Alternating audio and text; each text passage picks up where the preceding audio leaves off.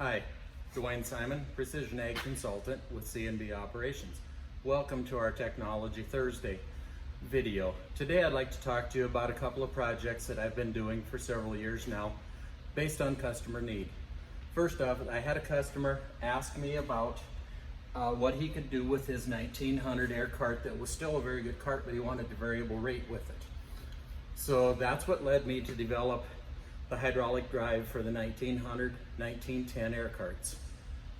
This utilizes a John Deere rate controller drive, which allows customers to variable rate and document through the 2630 or Gen 4 displays.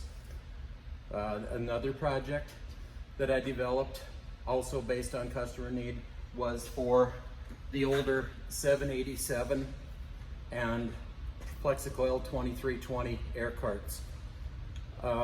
These carts have been obsolete for several years, so none of the electronics are available anymore. I had a customer come to me and say that his cart was pretty much disabled because of the electronics, and what could I do for him? That led me to develop this drive for the 787 2320 air carts.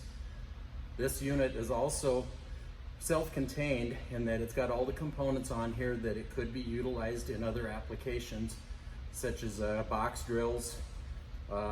Imagination is your limitation on that. In order to accomplish that, we do use the John Deere rate controller drive.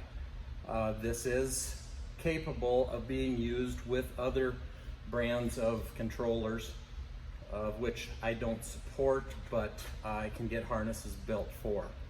For more information on these hydraulic drives, please contact your local Precision Ag Consultant at your local C&B Operations store. From C&B Operations, dedicated to being your dealer of choice. Thank you.